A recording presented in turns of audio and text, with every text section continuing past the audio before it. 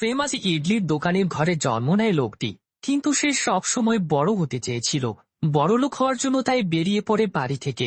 একসময় সে বড়লোক হয়েও যায়। বিলিয়নিয়ারের মেয়ের সাথে বিয়েও ঠিক হয়, কিন্তু লোকটি বিয়ের কয়েকদিন আগে চলে আসেন গ্রামে। তারপরেই যেন তার জীবন বদলে যেতে শুরু করে। সে শুরু করে দেয় বাবার সেই ইডলির ব্যবসা। হঠাৎ লোকটির এমন পরিবর্তন কেন, তা না হয় আজকের এক্সপ্লেনেশন থেকেই জেনে নেবেন। আর বেশি কথা না বাড়িয়ে তাহলে এই মুভির এক্সপ্লেনেশন শুরু করা যাক। শঙ্করপুরম গ্রাম।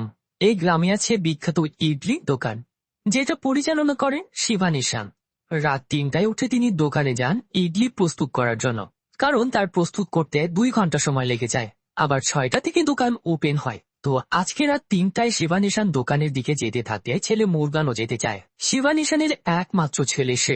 দোকানে এসে হাত দিয়ে ইডলির জন্য চালগুলো ম্যাশ করতে থাকবে, সেটা দেখে মুরগান। ইডলি বানানোর কার্যক্রম শেষ হলে সেটা তৈরি করা হয়। সাথে ইডলির সাথে খাওয়ার জন্য সাম্বারও রেডি করা হয়। ইডলি এবং সাম্বার দুটোই ফেমাস। সব রেডি হলে সকাল সকাল অনেক কাস্টমার চলে আসে, যার মধ্যে শিবানিশানের বন্ধুও রয়েছে। তারা খেয়ে অনেক প্রশংসাও করে। বেশ কয়েক বছর পর মুরগান বড় হলেই ইডলি প্রস্তুত করানোর জন্য একটা মেশিন নিয়ে আসে, যে মেশিনে ৩০ মিনিটের মধ্যেই ইডলির জন্য চাল প্রস্তুত হয়ে যাবে। বাবার এত কষ্ট আর করতে হবে না। মেশিনে চাল ম্যাশ করার পর ইডলি বানালে সেইটা আগে শিবানিশান খেয়ে চেক করে। চেক করার পর জানায় কিছু একটা মিসিং আছে। হাতে বানানো ইডলিতে যে স্বাদ হয়, এই মেশিনই সেইটা নেই, তাই এটা চলবে না। কয়েকদিন পর মুরগান তার বাবাকে বলে, আমাদের ইডলির দোকানের বিভিন্ন বড় বড় জায়গায় ব্রাঞ্চ খোলা দরকার। কিন্তু সেটাতেও না করে মুরগানের বাবা। জানায়, এই ইডলির দোকানটা আমার স্বপ্নের দোকান। আমি নিজে এখানে ইডলি বানাই, তাই এটার স্বাদও একান্ত নিজস্ব। তাই কোনো ব্রাঞ্চ আমার লাগবে না। আমি অল্পতেই খুশি আছি। মুরগান তখন বলে, আমাকে বড় হতে হবে। আমি মাদ্রাজ যাব। আমার যে ডিগ্রি আছে, কোনো না কোনো চাকরি পেয়েই যাব। বাবা জানাই, তুই বড় হতে চাস, এখানে আমি কোনো বাধা দেব না। পরের দিনই শহরে যাওয়ার জন্য বেরিয়ে পড়ে মুরগান। বাবা তাকে এগিয়ে দিতে যায়। যাওয়ার সময় বলে, বড় হওয়ার জন্য তো বাইরে যাচ্ছিস, কিন্তু শিকড়কে যেন ভুলে যাস না। দিন শেষে কিন্তু গ্রামেই ফিরে আসতে হবে। বাবার থেকে এসব শুনে মুরগান প্রশ্ন করে, তুমি কি আমাকে প্রতিষ্ঠিত হতে দেবে না নাকি? বাবা তখন উল্টো প্রশ্ন করে মুরগানকে, প্রতিষ্ঠিত হওয়া বড় নাকি এই জন্মভূমিতে থাকা বড়? এর মধ্যে বাস স্ট্যান্ডে চলে আসে তারা। মুরগানকে বাসে তুলে দেওয়ার পর বাবা বলে, এই ইডলির দোকানটা আমার জীবন। আমি মারা গেলে ইডলির দোকানটা তুই দেখে রাখিস। এই পর্যায়ে সিন শিফট করে নিয়ে যাওয়া হয় বেশ কয়েক বছর পর। মুরগান এখন প্রতিষ্ঠিত। ব্যাংককের বিখ্যাত রেস্তোরাঁ এইচসিতে ম্যানেজমেন্টের জব করে, কিন্তু সেখানে বন হাতে নিলে তার মনে পড়ে যায় ইডলির কথা। এতে বোঝা যায় মুরগান এখনো তার বাবার বানানো ইডলির কথা ভোলেনি। এর মধ্যেই মুরগানের কাছে এক কল আসলে মুরগান চলে যায় মীরা নামে একজনের রুমে। মীরা হচ্ছে এএফসি এর মালিক বিঞ্চুর একমাত্র মেয়ে। এই মীরার সাথেই ১৫ দিন বাদে মুরগানের বিয়ে। দুজন দুজনকে ভালোবাসে। মীরা এই সময় মুরগানকে ডাকে, কারণ তার বাবা আগামীকাল একটা ককটেল পার্টি রেখেছে, যেখানে সবার সামনে তাদের বিয়ের অ্যানাউন্সমেন্ট করবে। একটু পরেই মুরগানকে ডাকে বস বিষ্ণু। মুরগান বসের রুমে আসলে বস তথা হবু শ্বশুর জিজ্ঞেস করে, তোমার বাবা মা কি বিয়েতে আসবে? মুরগান জানায়, চেষ্টা করছি নিয়ে আসার। সেই সময় এক কর্মকর্তা বিষ্ণুর কাছে এসে বলে, আশ্বিনকে সাথে নিয়ে পুলিশ এসেছে। আশ্বিন হচ্ছে বিষ্ণুর বড় ছেলে। সে করতে গিয়ে পুলিশের হাতে ধরা পড়েছে। বাবা যেহেতু বিলিয়নিয়ার, তাই থানায় না নিয়ে গিয়ে সরাসরি বাবার কাছে নিয়ে এসেছে। এবার বিষ্ণু কোনো মতে পুলিশদের সামলিয়ে আশ্বিনকে মুক্ত করে। সাথে তাকে বলে, তুমি ঘুরতে যাবে লাস ভেগাসে, এখানে কেন? আশ্বিন আবার শুরু থেকেই মুরগানের ওপর খিটখিটে। সে মুরগানকে একজন সাধারণ এমপ্লয়ি মনে করে, কিন্তু তার বোনের সাথে কিনা তার বিয়ে হতে চলেছে। এইটা নিয়ে আশ্বিন মুরগানকে তো কথা শোনাই, সাথে বাবাকেও বলে। বাবা জানাই, মুরগানের মতো এমন কর্মঠ আর কাউকে পাবো না। সে আসার পর 15% বেশি লাভ হয়েছে। সে আমাদের জন্য ইনভেস্টমেন্ট স্বরূপ। আশ্বিন কোনো কথা না বলে বক্সিং খেলতে চলে যায়। সেই রাতে মুরগান আশ্বিনকে পিক করতে যেতে থাকলে ফোন দেয় তার মা। মায়ের সাথে কথা বলার পর বাবার সাথে কথা বলে সে। বাবাকে সে তাদের বিয়েতে আসতে বলে। বাবা জানায়, আমার ছেলের বিয়ে হবে গ্রামে, এখন কিনা হচ্ছে ৭ সমুদ্র ১৩ নদী পার হয়ে, তাই আমরা যেতে পারবো না। এতে মন খারাপ করে মুরগান। এর মধ্যে মুরগান আশুয়েনের কাছে চলে আসলে আশুয়েন মুরগানকে তার সাথে বক্সিং এর লড়াই করতে বলে। মুরগান এবার নিরুপায় হয়ে সেইটাতে অংশ নেয়। আশুয়েন তখন মুরগানকে বেশ কয়েকটা অপমানজনক কথা বলে, সাথে বোন যেন কখনো কষ্ট না পায় সেইটার থ্রেটও দেয়। মুরগান তখন নিজেকে বেশ ছোট মনে করে। তখন গ্রামের কিছু স্মৃতিও সে মনে করে। গ্রামে সবার সাথে তার কত মিল ছিল, সবাই তাকে পছন্দ করত, কিন্তু এই বড়লোকের দুনিয়ায় তার দামটাই যেন নেই। আশ্বিনকে পিক আপ করে নিয়ে যাওয়ার সময় পার্কিং লটে আশ্বিন তাদের দেখে, যারা তার টাকা মেরে দিয়েছিল। তাদের দেখতে পেয়ে মারতে যায়, এমনকি মেরে ফেলার জন্য একটা গানও বের করে। তখন মুরগান তাকে আটকিয়ে বলে, এখানে সিসিটিভি আছে, আপনাকে এমনিতেই একবার পুলিশ ধরেছিল, এসবে আর জড়িয়েন না। আশ্বিন তখন মুরগানকে বলে, ওয়েলকাম টু দ্য ফ্যামিলি। পরের দিন ককটেল পার্টি শুরু হয়। সবাইকে অনেক আনন্দিত দেখা গেলেও মন খারাপ করে থাকে মুরগান। একসময় পার্টিতে বাড়ি থেকে কল আসে মুরগানের কাছে। ফোন দেয় তার মা। মুরগান ফোন রিসিভ করে জিজ্ঞেস করে, বাবা কি বিয়েতে আসার জন্য রাজি হয়েছে? মা তখন জানায়, তোর বাবা আর বেঁচে নেই। মুহূর্তের মধ্যেই যেন মুরগানের জীবন বদলে যায়। বিষ্ণু তাকে সমবেদনা জানানোর পর বলে, বিয়ের ডেট কিন্তু পেছানো যাবে না। বড় বড় ভিআইপিদের ইনভাইটেশন দেওয়া হয়েছে। মুরগান সেদিন রাতে বাবাকে শেষ দেখার জন্য এয়ারপোর্টে আসলে মীরা মুরগানের টেক কেয়ার করার জন্য রামরাজনকে সাথে দেয় আর মুরগানকে টেনশন করতে নিষেধ করে। মুরগান প্লেনে উঠে শুধু বাবার ফটোই দেখতে থাকে। সাথে বলে, এই কয়েক বছরে আমার অন্তত ৩-৪ বার বাড়িতে যাওয়া উচিত ছিল, কিন্তু কাজের প্রেসারে যেতেই পারলাম না। রামরাজন জানায়, এইটাই জীবন। ওইদিকে মুরগানের বাড়িতে চলে শোক। যারা ইডলি পছন্দ করত তারা বলে, এখন আমরা ইডলি কোথায় পাবো? এতক্ষণে অন্তিম সৎকার না করার জন্য পুলিশ এবার বিরক্ত হয়ে যায়। সবাই অপেক্ষা করে মুরগানের আসার জন্য। মুরগান আসার পথে সেই ইডলির দোকানটা দেখতে পায়। তারপর বাড়ি আসতে দেখে বাবার লাশ সুন্দর করে সাজিয়ে রাখা হয়েছে। মা তার পাশে মন মরা হয়ে বসে আছে। মা মুরগানকে দেখে বলে, প্রতিদিনের মতো রাত ৩টায় দোকানে যাওয়ার জন্য বেরিয়ে যায়। এখন বিকেল ৩টায় কিনা সেই মানুষটা আর নেই। মুরগান চুপচাপই থাকে। বাবার অন্তিম সৎকার শেষ হলে রামরাজন তার বাড়িতে যাওয়ার জন্য মুরগানের থেকে পারমিশন নেয়। অন্যদিকে গ্রামের মেয়ে কায়াল মুরগানকে বলে, তোমার মা ২ দিন ধরে কিছুই খায়নি, তার ব্লাড প্রেশার একদম লো হয়ে গিয়েছে। মাকে রেখে যেন আবার চলে যেও না। ততক্ষণে রামরাজন তার বাড়িতে আসলে সবাই অবাক হয়ে যায়, কারণ সেও অনেকদিন ধরেই বাড়িতে আসে না। হঠাৎ তাই বাড়ি আসলে তারা অবাক হয়ে যায়। এদিকে মীরা ফোন দেয় মুরগানকে। ফোন দিয়ে বলে, বিয়ে নিয়ে চিন্তা করতে হবে না, বাবাকে বলে বিয়ে পিছিয়ে নিয়েছি। সেই সময় মা ঘর থেকে বেরিয়ে এসে বলে, রাত ৩টা বাজে, দোকান খুলতে হবে। তারপর মুরগানকে নিয়ে দোকানে যায়। দোকানে গিয়ে সব জিনিসপত্র দেখলে মনে করতে থাকে তার বাবার সাথে পুরনো স্মৃতিগুলো। মুরগানের বাবা এবং মা একসাথে মিলে এই ইডলির দোকানটা বানিয়েছিল। দুজনেই শুরু থেকে অনেক পরিশ্রম করেছে। তাই মা মুরগানকে বলে, এই দোকানের ৪ দেয়ালে আমি তোর বাবাকে দেখতে পাই। দোকান বন্ধ করে তারপর যেতে থাকলে মুরগান তার সাথে মাকে ব্যাংককে যেতে বলে। মা তখন জানায়, এই ইডলির দোকান, প্রতিবেশী, আত্মীয় স্বজন ছেড়ে আমি কোথাও যাব না, আমি এখানেই থাকবো। সেদিন রাতে মুরগানের মাও মারা যায়।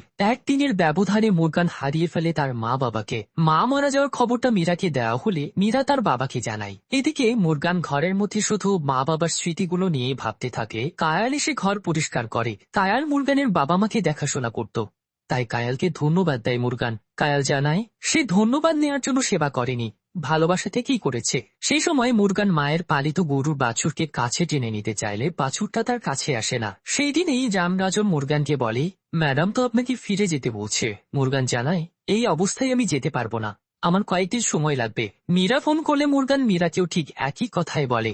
মীরাও জানায়, তোমার বাবা মারা গিয়েছে, সময় নাও।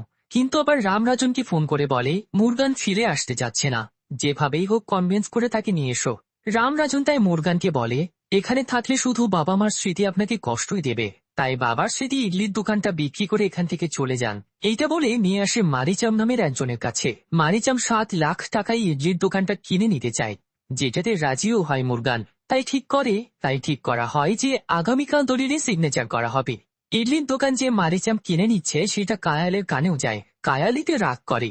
সেদিন রাতে মন্দিরে মুরগান তার বাবার ছায়ারূপ দেখতে পায়। পরের দিনও মুরগান শুধু তার বাবা মাকে দিয়ে কল্পনা করে। ওইদিকে মারিচাম গ্রামের পঞ্চায়েতকে দলিলের কাগজপত্র নিয়ে মুরগানের অপেক্ষা করে, কিন্তু মুরগান আসে না। তাই তারা অপেক্ষা করতেই থাকে। অন্যদিকে মুরগান আসার পথে শুধু দেখতে থাকে সেই ইডলির দোকানটা। এর মধ্যে চলে আসে মারিচামের কাছে। তারপর মুরগান দলিলে সিগনেচার তো শুরু করে, কিন্তু শেষ করে না।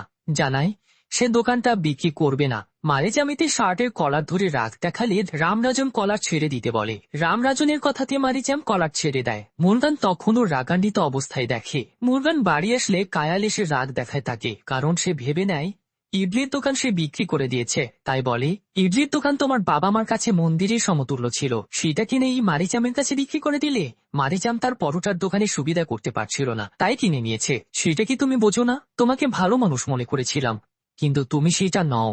এসব শুনে মুরগান মুচকি হেসে বলে, আমি দোকানটা বিক্রি করিনি। এতে কায়াল আবার খুশি হয়ে যায়। অন্যদিকে মীরা ফোন দিয়ে রামরাজনকে বলে, মুরগান কবে ফিরবে? রামরাজন জানায়, দোকানটা বিক্রি করেনি, মনে হয় যাবে না। মাথা গরম হয়ে যায় মীরার।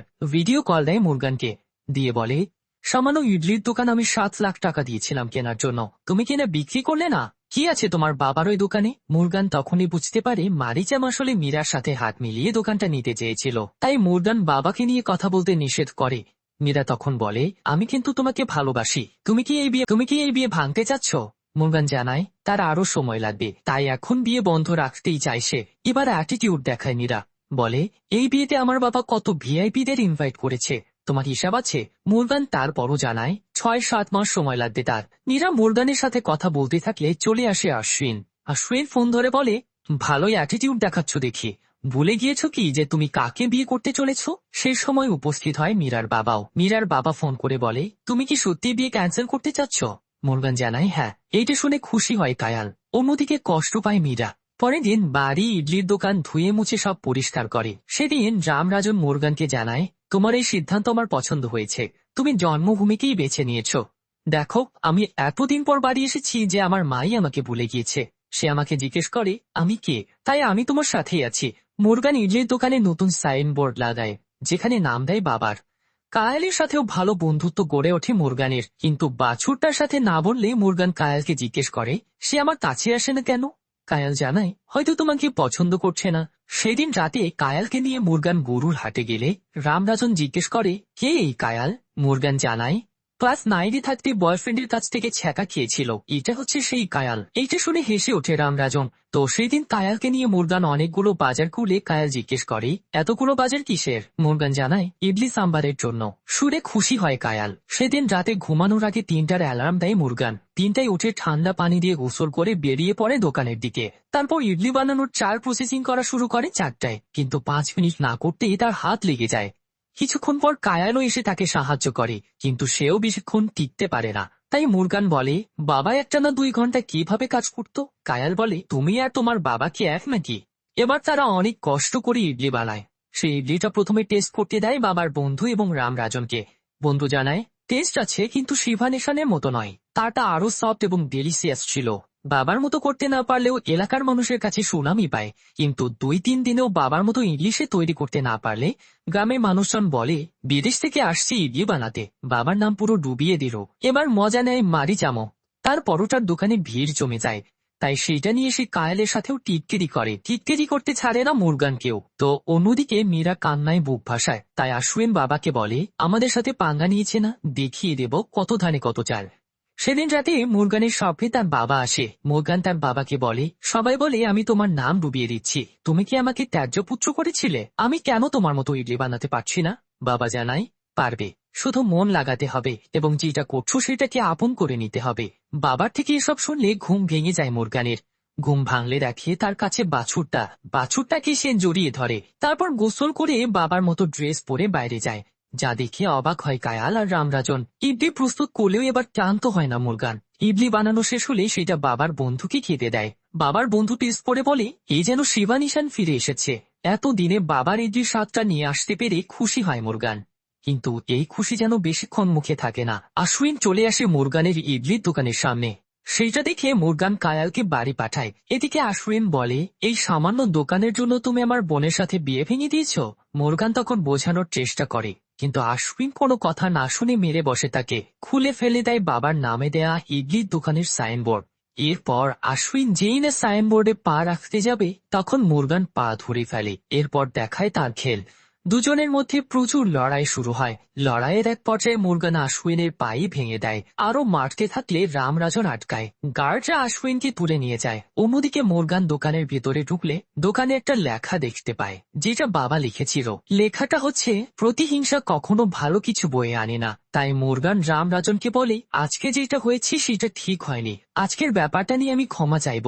এর মধ্যে বিষ্ণু, মীরা সবাই দেশে আসে, কারণ আশ্বিন গুরুতর অবস্থায় হসপিটালে ভর্তি হয়েছে। আশ্বিনের এই অবস্থা দেখে কষ্ট পায় মীরা এবং বিষ্ণু। বিষ্ণু আবার রেগেও যায়। হসপিটাল থেকে বের হলে বিষ্ণু দেখতে পায় মুরগানকে। মুরগান ক্ষমা চাওয়ার জন্য হসপিটালে চলে আসে, ক্ষমা চায় বিষ্ণুর কাছে। কিন্তু বিষ্ণু রাগান্বিত অবস্থায় জানায়, আমি আমার ছেলের গায়ে কখনো ফুলের টোকা পর্যন্ত দেইনি, আর তুই কিনা আমার ছেলেকে মেরে রক্তাক্ত করে দিয়েছিস। এই মুহূর্তে আমার অনেক রাগ হচ্ছে, তাই আমার কাছ থেকে এখনই দূরে চলে যা, তা না হলে যেখানে পাবো সেখানেই মেরে ফেলবো। মুরগান এই ট্রেডকে বেশি একটা গুরুত্ব সহকারে নেয় না, কায়ালকে নিয়ে ইডলির দোকান ভালোভাবেই শুরু করে। এতে রামরাজন সাবধান করলে সেটাও শোনে না। দিন দিন মুরগানের ইডলি বাবার মতোই বিখ্যাত হয়ে উঠতে থাকে। ওইদিকে আশ্বিন ধীরে ধীরে সুস্থ হয়ে প্রতিশোধ নেওয়ার জন্য প্র্যাকটিস শুরু করে। ধীরে ধীরে পুরো গ্রামবাসী আবার মুরগানের ইডলি খেতে ভিড় জমায়, করে অনেক প্রশংসাও। এতে মারিচাম তার পরোটার কাস্টমার হারায়। এতে সেও রেগে যায় মুরগানের ওপর। রেগে গিয়ে বলে, দরকার হলে মুরগানকে মেরে আমি জেলে যাব। গ্রামবাসীদের কাছে কায়াল এবং মুরগানের সম্পর্ক নিয়ে কুটনামে শুরু করে।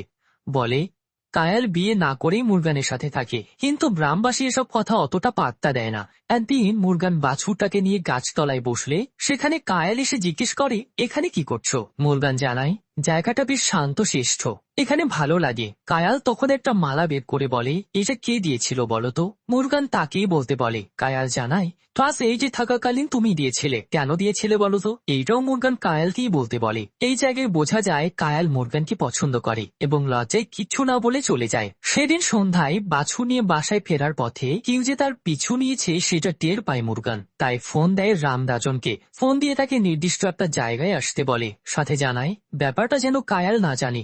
সেই সময় আশ্বিন দলবল নিয়ে মুরগানকে আটকিয়ে ফেলে।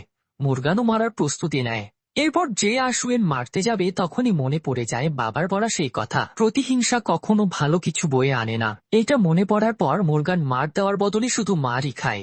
মুরগান কোনো প্রতিরোধ না করে শুধু মার খেলে আশ্বিন বলে, সেদিন তো খুব মেরেছিলি, আজকে কেন মারছিস না? মুরগান তখন বলে, হয়েছে কি তোমার প্রতিশোধ নেয়া? এবার তো হ্যাপি না হলে আরো মারো। এবার আশ্বিন রেগে যায়, বের করে পিস্তল। তখনই রামরাজন গ্রামবাসী নিয়ে সেখানে হাজির হলে আহত মুরগানকে গাড়িতে তুলে নিয়ে যায়। রামরাজন আবার সেখানে রক্তও দেখতে পায়। মুরগানকে ওই অবস্থাতেই বাড়ি নিয়ে আসলে বিষ্ণু তার মেয়ে মীরাকে প্রার্থনার জন্য মন্দিরে পাঠায়। তারপর আশ্বিনের কাছে এসে বলে, প্রতিশোধ তো নিলে, এবার খুশি? বাবার থেকে এই কথা শুনে আরো রেগে যায় আশ্বিন, কারণ এই একই কথা মুরগানও মার খেতে খেতে তাকে বলেছিল। তাই এবার পিস্তল বের করে মুরগানকে মারতেই চায়। বাবা বাধা দিলেও শোনে না, গুলি করেই বসে মুরগানকে। ঘটনা বেশি ভয়াবহ হয়ে গেলে বিষ্ণু তার পিএসকে দ্রুত যাওয়ার ব্যবস্থা করতে বলে। ওইদিকে রামরাজন গ্রামবাসীকে নিয়ে আসে পুলিশের কাছে, জানায় মুরগানের নিখোঁজের কথা। এটা শুনে খুশি হয় মারিচাম। রামরাজন পুলিশকে বলে, বিষ্ণুর গাড়িতে করে মুরগানকে নিয়ে যাওয়া হয়েছে। সেই সময় কয়েকটা গাড়ি এক জায়গায় এসে মুরগানের বডিটা ফেলে দেয়, যেটা আবার একজন দেখে ছুটে এসে গ্রামবাসীকে বলে। রামরাজন দ্রুত রওনা দেয় সেই লোকেশনের দিকে। গ্রামবাসী চলে আসে বিষ্ণুর বাড়ির সামনে, যাতে বিষ্ণু পরিবার নিয়ে বাইরে যেতে না পারে। ওইদিকে রামরাজন যাওয়ার পথে জানতে পারে মীরা মন্দিরে। তাই কয়েকজনকে মুরগানকে উদ্ধারের জন্য পাঠিয়ে সে আসে মন্দিরে। তারপর পরিবারের সাথে দেখা করার কথা বলে বাড়িতে নিয়ে আসে, ফোনও কেড়ে নেয়। অন্যদিকে কয়েকজন খুঁজতে থাকলে মুরগানকে আহত অবস্থায় পেয়ে দ্রুত হসপিটালে ভর্তি করে। অন্যদিকে ঘরের মধ্যে বন্দি অবস্থায় বিষ্ণু জানতে পারে মুরগান এখনো বেঁচে আছে আর সে হসপিটালে। তবে তার প্রোটেকশনের জন্য পুলিশ ডাকে। পুলিশ দ্রুত বাড়ির সামনে আসলে দেখে প্রচুর মানুষের সমাগম। পুলিশকে দেখে গ্রামবাসী বলে, যদি মুরগানের কিছু হয় তাহলে সবাইকে মেরে ফেলবো। পুলিশ সেটা ভেতরে গিয়ে বিষ্ণুকে জানালে বিষ্ণু আবার যেভাবেই হোক সেফ এক্সিটের ব্যবস্থা করতে বলে। আবার আশ্বিনকে মীরার খবরও নিতে বলে। আশ্বিন তাই মীরাকে ফোন দিলে রামরাজন সেটা কেটে দেয়। তখন মীরা রামরাজনকে র্যান্ডমলি জিজ্ঞেস করে, মুরগানের কি খবর বলুন তো? রামরাজন জানায়, মুরগানকে তোমার বাবা গুলি করেছে, সে এখন হসপিটালে মৃত্যুর সাথে লড়ছে। এইটা শুনে পুরাই অবাক হয়ে যায় মীরা। এত কিছু যে ঘটে গিয়েছে সে কিছুই জানে না। এর মধ্যেই বিষ্ণুর বাড়ির সামনে একত্রিত হওয়া গ্রামবাসীদের একজন খবর দেয় মুরগান বেঁচে আছে। এতে যেন সবাই খুশি হয়। পুলিশও হাত ছেড়ে বাঁচে। পুলিশ তখন গ্রামের প্রধানকে নিয়ে যেতে থাকে মুরগানের কাছে। ওইদিকে মুরগানের টেক কেয়ার করে কায়াল। কায়াল ডাক্তারকে ডাকার জন্য একটু উঠলে মুরগান বলে, যেতে হবে না, তুমি কাছে থাকলেই আমি সুস্থ হব। সেই সময় পুলিশ গ্রামের প্রধানকে নিয়ে সেখানে হাজির হয়। তারপর মুরগানকে বলে, শুনছি বিষ্ণু তোমাকে গুলি করেছে, এটা কি সত্যি? মুরগান জানায়, না। কে মেরেছে জানতে চাইলে মুরগান জানায়, জানি না। পুলিশ মুরগানকে দেখে বিষ্ণুর কাছে আসে আর গ্রামের প্রধান গ্রামবাসীকে জানায় বিষ্ণু মুরগানকে গুলি করেনি। এতে করে সবাই বিষ্ণুর বাড়ি থেকে চলে যায়। পুলিশ এসে বিষ্ণুকে বলে, মুরগান জানিয়েছে আপনি তাকে গুলি করেননি। এইটা শুনে বিষ্ণু এবং আশ্বিন দুজনেই অবাক হয়। আশ্বিন জিজ্ঞেস করে, সে কি আমার কথা বলেছে? পুলিশ তখন জানায়, কেন, আপনি কি তাকে মেরেছেন নাকি? মুরগান সুস্থ হওয়ার ব্যাপারটা রামরাজন মীরাকে জানায়, সাথে ছেড়েও দেয়। মীরা বাড়িতে এসে বাবাকে জিজ্ঞেস করে, তুমি মুরগানকে গুলি করেছিলে, এটা কি সত্যি? বাবা জানায়, না। বাবার কথায় বিশ্বাস করে না মীরা। এতক্ষণ মীরা কোথায় ছিল তা জানতে চাইলে মীরা জানায়, তোমরা মুরগানকে গুলি করেছিলে বলে রামরাজন এবং গ্রামবাসী আমাকে বন্দি করে রেখেছিল। এটা শুনে মাথা আবারও গরম হয়ে যায় আশ্বিনের। আশ্বিনের এই মাথা গরম তার মায়ের মৃত্যুর পর থেকে। আশ্বিন তার বাবাকে বলে, সে আমার বোনকে মেরে ফেলতে চেয়েছিল, আমি তাকে শেষ করেই ক্ষান্ত হব। বাবা বলে, অনেক হয়েছে, এবার বাদ দে। আশ্বিন এবার বাবার উপর রাগ দেখিয়ে বলে, ওকে শেষ না করা পর্যন্ত আমি থামছি না। এদিকে কায়াল ঘাড়ে করে গ্রামে নিয়ে আসে মুরগানকে। মুরগানকে গ্রামবাসী আন্তরিকতার সাথে বরণ করে। কেউ কেউ আবার কায়াল এবং মুরগানকে নিয়ে টিটকিরি করে কথা বলে। সেটা কায়ালের মা শুনে বিরক্ত বোধ করে। তাই মুরগানের বাড়ি গিয়ে কায়ালের সামনে মুরগানকে বলে, তোমাদের নিয়ে গ্রামবাসী কত কিছুই রটাচ্ছে। মুরগান জানায়, আমি এসব কিছুই জানি। তারপর বলে, আপনার সামনে বুঝে যদি কায়াল রাজি থাকে তাহলে আমি কায়ালকে বিয়ে করতে চাই। এইটা শুনে যেন কায়ালের মুখে হাসি চলে আসে, কিন্তু কায়ালের মা কায়ালকে নিয়ে চলে যেতে থাকে। মুরগান আবারও পথ চেয়ে রয়, জানে কায়াল আবার ফিরে আসবে। কিছু দূর যেতেই কায়ালের হাত ছেড়ে দেয় তার মা। কায়াল ছুটে আসে মুরগানের কাছে। দুজনেই খুশি হয়। দেখতে পাই আমরা তাদের রোমান্স। পরের দিন মীরা দেখা করতে আসে মুরগানের সাথে। এসে জিজ্ঞেস করে, তাকে কে গুলি করেছিল? মুরগান জানায়, আমি জানি না। মীরা বলে, আমি তোমার পরিস্থিতি বুঝতে পেরেছি। তখন মুরগান একটা উদাহরণ দেয়, বলে, যদি আমার বাবা মা মারা না গিয়ে তোমার বাবা মা মারা যেত তাহলে কি এই বিয়ে কন্টিনিউ করতে পারতে? পরিস্থিতি সেরকম ছিল না। মীরা জানায়, হ্যাঁ বুঝতে পেরেছি। তারপর বলে, এখন তো আর তোমার নেই, তারপরও তোমার জন্য শুভকামনা জানাই। মুরগান কথায় কথায় জিজ্ঞেস করে, তোমরা এখানে আর কতদিন থাকবে? মীরা জানায়, বাবার এখানে ফ্যাক্টরির কিছু কাজ চলছে, তাই কয়েকদিন থাকবো। মীরা এদিকে মুরগানের সাথে কথা বলতে আসলে ওইদিকে মাথা গরম হয়ে যায় আশুইনের। ভাঙতে থাকে সবকিছু। তাই বাবা জানায়, তুই আমার একমাত্র প্রায়োরিটি, যা ধ্বংস করে দে মুরগানকে। আমি তোর সাথে আছি। পিএসকে ডাক দিয়ে বলে, আমার ছেলেকে আর মানুষ করতে পারলাম না, আবার ছেলের এমন পরিস্থিতি দেখতেও পারছি না। কাল পুলিশকে আমার সাথে দেখা করতে বলবে। পরের দিন বিষ্ণু পুলিশের সাথে দেখা করে বলে, ইডির দোকান যে জায়গার উপর দেওয়া আছে সেটার কি কোনো ডকুমেন্ট আছে? পুলিশ জানায়, রোড সাইড, কাগজপত্র থাকার কথা নয়। বিষ্ণু এটা শুনে বলে, দোকানের জায়গার মালিক আমাকে করে দিতে হবে। পুলিশ জানায়, ব্যাপারটা বেশ কঠিন, গ্রামবাসী এটার সাথে ইনভলভ রয়েছে। তখন পুলিশকে টাকা দিলে পুলিশ কাজটা করতে রাজি হয়। সেদিন আবার মারিচাম বিয়ের প্রপোজাল নিয়ে কায়ালের বাড়িতে আসে। কায়াল রেগে যায় মারিচামের ওপর। মাও বের করে দেয় মারিচামকে। এতে করে মারিচাম আরো রেগে যায়। ওইদিকে পুলিশ এদিক সেদিক ঘুরে আশুইনের কাছে এসে বলে, দোকানটা কিছু করা যাবে না, কাগজপত্র আছে। আশুইন তখন রেগে গিয়ে পুলিশের কলার ধরে বলে, আপনি তো বলেছিলেন রোড সাইডে কোনো কাগজপত্র থাকে না, তাহলে এখন কোথা থেকে আসলো? পুলিশ বলে, বেশি বাড়াবাড়ি করেন না, আমি জানি আপনি মুরগানকে গুলি করেছিলেন, বেশি বাড়াবাড়ি করলে থানায় নিয়ে যাব। তো আশুইনের কাছ থেকে চলে আসলে আরেক পুলিশ এই পুলিশকে জিজ্ঞেস করে, কাগজপত্র তো ছিল না, তারপরেও যে বললেন কাগজপত্র ছিল। পুলিশটা জানায়, ছোটবেলায় আমি বাবার সাথে দোকানটাতে ইডলি খেতে গিয়েছিলাম। মুরগানের বাবা যখন জানতে পারে আমি পুলিশ হব, তখন খাবারের টাকা পর্যন্ত নেয়নি। ভালো মানুষের সাথে খারাপ কিছু কিভাবে করি বলো? আর হ্যাঁ, এখন থেকে দোকানটার কাগজপত্র আছে, তাদের থেকে ঘুষের টাকা নিয়ে সেই ঘুষের টাকা দিয়ে মুরগানের নামে জায়গাটা আমি করে দিয়েছি। আসলে এরকম পুলিশ থাকলে সমাজে আর কখনোই খারাপ কাজে থাকতো না। তো সেদিনই আশ্বিন তার বাবাকে বলে, অনেক হয়েছে, এবার চলো ফিরে যাওয়া যাক। ছেলের কাছ থেকে এটা শুনে খুশি হয়ে যায় বাবা। মুহূর্তের মধ্যেই টিকিট বুক করে আগামীকালকে যাওয়ার প্ল্যান করে। সেদিন রাতে মুরগান কায়ালকে নিয়ে বিয়ের শপিং এর জন্য বের হলে মারিচাম ধারালো অস্ত্র নিয়ে মুরগানকে মারতে আসে তার বাড়িতে। এসে মুরগানকে না পেয়ে এসে বাছুরকে যেই মারতে যাবে সেই মুরগান এসে মারিচামকে মারতে মারতে ঘরের বাইরে নিয়ে আসে। মারিচামকে মারা দেখলে তার লোকজন আবার মুরগানের উপর আক্রমণ করে। মুরগান সবাইকে মারতে থাকে। অন্যদিকে আশুইরের হঠাৎ চলে যাওয়ার প্ল্যানটা বুঝে যায়। সে ডিজেল নিয়ে আসে ইডলির দোকানের সামনে, পুরো দোকানের উপর ডিজেলগুলো ছিটিয়ে দেয়, যা রামরাজন দেখে ছুটে আসে। রামরাজন অনেক চেষ্টা করে আশ্বিনকে আটকানোর, কিন্তু আশ্বিন রামরাজনকে ফেলে দিয়ে আগুন লাগিয়ে দেয়। সেটা দেখে রামরাজন ছুটে আসতে থাকে মুরগানের দিকে। এদিকে মুরগান মারিচামকে ধারালো অস্ত্র দিয়ে মারতে গিয়েও থেমে যায়।